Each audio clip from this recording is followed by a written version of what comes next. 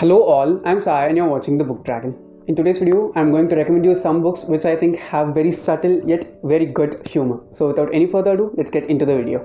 The first book that I'm recommending is Going Postal by Pratchett. Now this is a book from the Discworld series. Now the Discworld series is a series in which the world which we live in is imagined to be like a disc, and this disc is balanced on the back of four elephants, and these four elephants are standing on the top of the shell of a huge tortoise, and this tortoise is just swimming through space. That's the idea of the Discworld, and each and every country and city that we have, that is like main big cities and countries in the world, they are depicted using different names and different cultures throughout the series. That's the genre of this series is actually comic fantasy, that is comedy plus fantasy put together.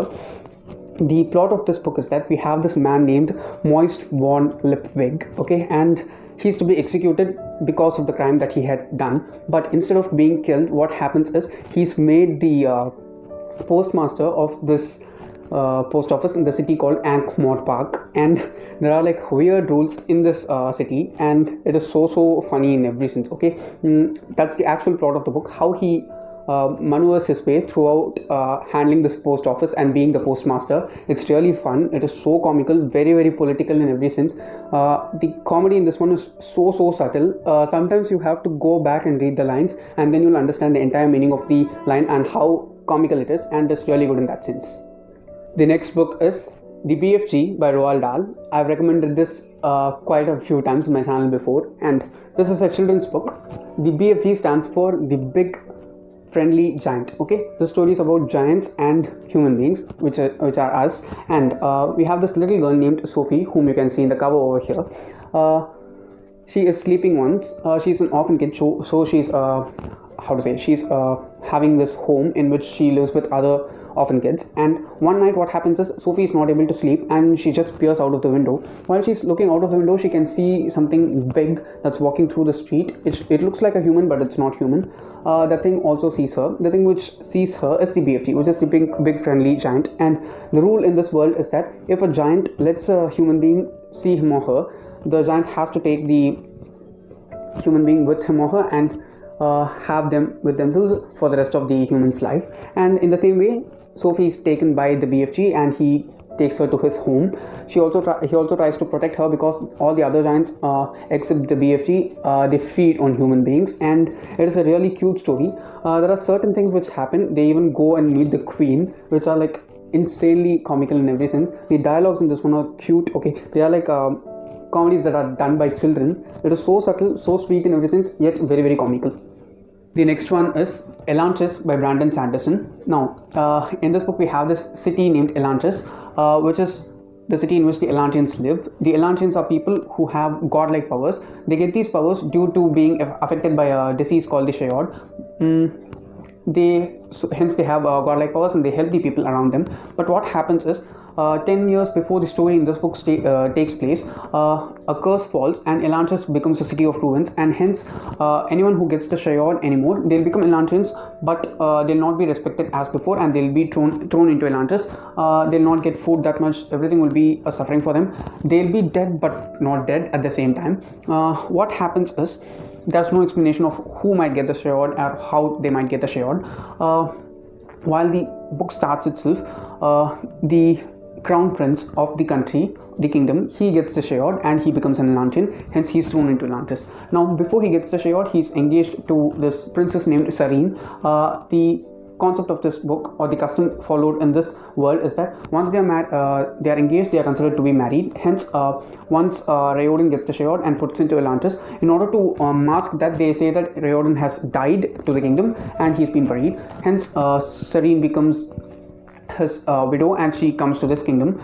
She doesn't trust the people that saying that he's dead. Hence she tries to know certain stuff. Raoden is also trying to make his way out of Elantris, and also trying to help the people who are stuck inside with him inside Elantris, and it is so fun to read. There are multiple side characters in the story, and each of them is very funny, especially the female lead of the story, Sareen. She's so spunky, she's so sassy, she makes jokes all the time. We also get ghosts which actually help, the ghosts are like the servants for the prince and the princess. It is so good, and there's a lot of comedy involved in this. It is also subtle in every sense, but Each and every chapter has a lot of humor in it, and it will make you smile a lot. The next one is Finding Audrey by Sophie Kinsella. Now, this is a book about a mental condition which deals mostly with anxiety attacks. What happens is Audrey is a girl of 15 and she had this trauma in high school last year, and due to this she's having these continuous anxiety attacks, due to which she's not able to communicate with people in a really easy way. Okay, the complexity of this condition is such that she's not even able to look people into the eyes, make direct eye contact and talk with them, even with her own family, that is the people who are in the house with her. So she has to wear sunglasses all the time, except when she's alone. The reason for the trauma, it's not at all revealed until the end of the story, but you'll be able to make out what might have happened to Audrey. For a book handling such a heavy topic, you might think that it might be a tough read, but believe me, this is one of the sweetest and easiest books that I've read in my life ever, and also it made me feel very empathetic towards Audrey. Sophie Kinsella has tried to make us understand what such a mental condition can be like, and she doesn't make us feel uncomfortable while reading Audrey's story. It feels so simple. Okay, it feels like it can happen even to me. It is such a good story. It is so sweet, and the comedy aspect of this book is that it happens within the family of Audrey, between her parents, her brothers, and her boyfriend. How they handle Audrey's situation, as well as how Audrey herself handles her situation. It is sweet, comical. It is coming of age. It is really good in every sense. I also have a dedicated review for this one. I'll try to link it up in the iCard and down in the description, so you can check it out if you want to. The next one is The Unhoneymooners by Christina Lauren. Now, this book starts with a wedding. The wedding is between the twin sister of the female protagonist and the brother of the male protagonist. Okay, the thing is that the protagonists, they don't like each other. They actually hate each other because they've known each other for quite a while in their life because of various reasons and contacts. And what happens is, during this wedding, something goes wrong with the food, and everyone who has eaten the food has got some sort of food poisoning, due to which they cannot do any stuff. Okay, and the married couple, they've arranged for a honeymoon, and due to the food poisoning, they are not able to go for the honeymoon.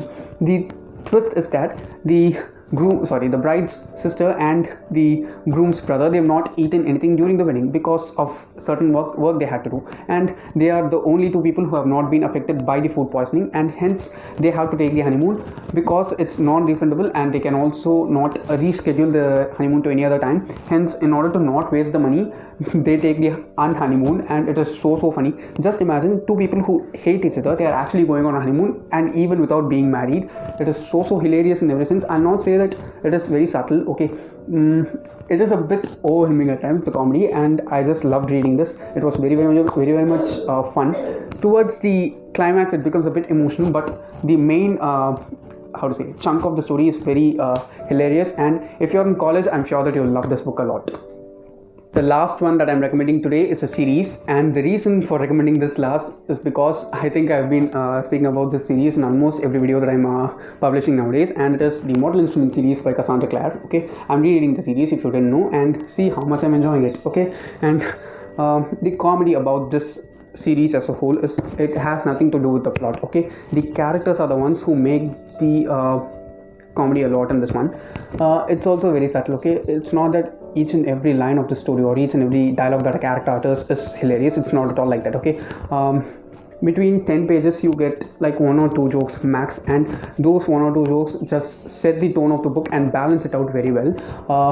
Each and every character, okay, we have 6 main characters, and all the 6 main characters, they have a really good sense of humor. Okay, even though they don't talk a lot at times, their sense of humor is really good. There are these 2 characters, namely Magnus Bane and Simon Lewis. Each and every joke that they make, it makes me laugh like hell. And also Cassandra Clare has this type of writing in which if you just keep on reading continuously, that is page after page after page, just flipping and reading at a fast pace, you'll not be able to enjoy the jokes that she's trying to say. But if you're reading it slowly, I'm recommending this now because of the reread, mainly because I'm noticing certain things. While you're reading slowly, you'll be able to notice, oh, that was clever, I didn't understand that then, but now I'm able to make sense of what she was trying to say. These are that kind of jokes, and it is so you can just sit down and relish the jokes. That's what I like about this series, and if you have time, please do try these, because there are like 20 books in the entire universe, and I'm sure that if this is the tone of her writing, it'll only get better throughout the series. Okay, that's all for today, and if you did enjoy watching today's video, don't forget to give it a thumbs up and also share it to your friends. If you want to get more content from me, do subscribe to the channel because I make new videos every Sunday, Tuesday, Thursday and Saturday. Thanks for watching and have a great rest of your day.